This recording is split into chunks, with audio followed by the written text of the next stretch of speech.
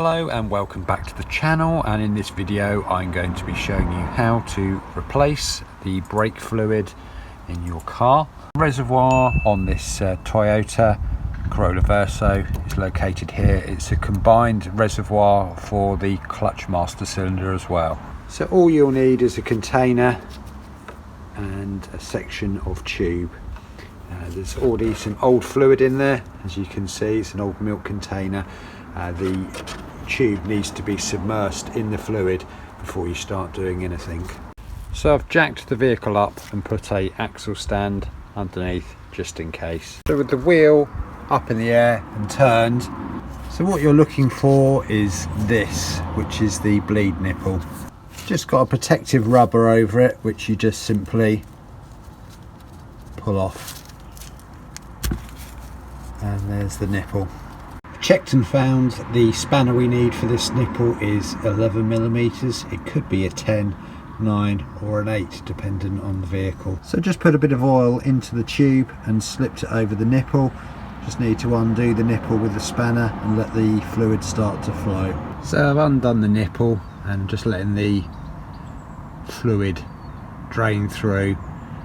Now we'll need to go to the top and just top the fluid reservoir up. So next, it's quite boring, you just literally wait. I call this the gravity method. I'm sure other people call it the same thing, but I'm just letting gravity drop the fluid down and pass it through. The first one, you're obviously going to be emptying this tank.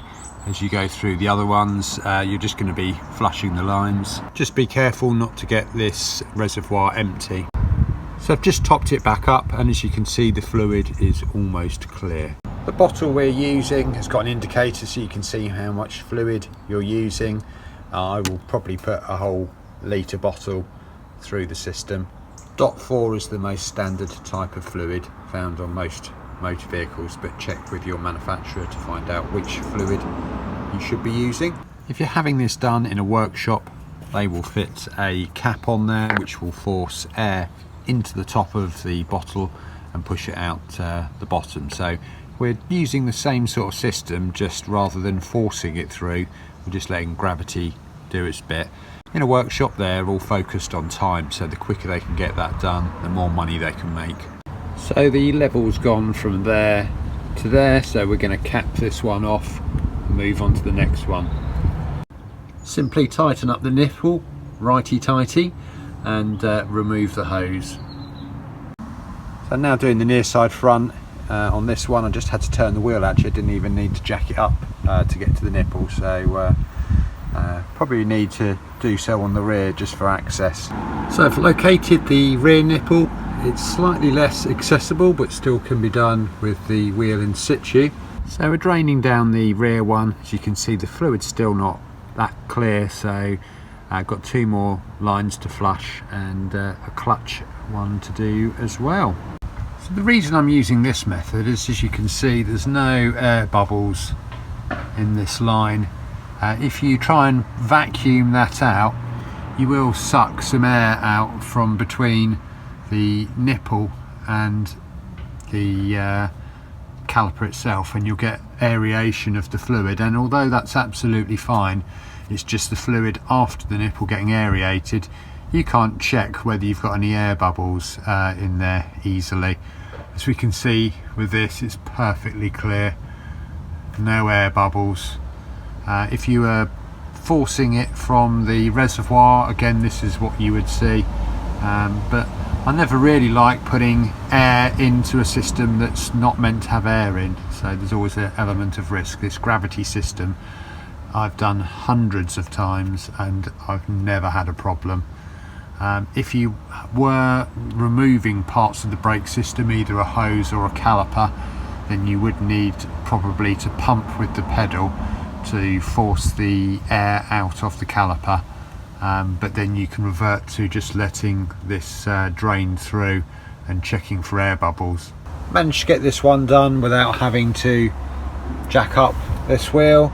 Just needed a bit of room underneath the car to get onto the nipple. Just need to have a little bit of a clean up because this nipple was quite tight, and when it came undone it did start to weep out a bit, so I'll tidy that up now with some degreaser. Once you've finished on the car, you just need to come in and pump the brake pedal. Because of the vacuum, there'll be a couple of pushes first where it'll be soft, but if you keep pushing it should go nice and hard, and that way you know that you haven't got any air trapped in the system, and also when you drive off the car you know the brake pedal is not going to fail. So the last one to do is the slave cylinder for the clutch. Got the bottle down in the engine bay, managed to get the pipe on it. It was an 8mm for this. Just topped it up. Just going to let that drain down and monitor. Now when you move the clutch pedal there'll be absolutely no resistance. There is a spring which brings it up, and just need to keep pumping this down. When you're finished, leave it in that position and constantly monitor the reservoir. Last thing is to check the reservoir fluid is at the correct level. Just replace the cap and you're all done. Thanks for watching.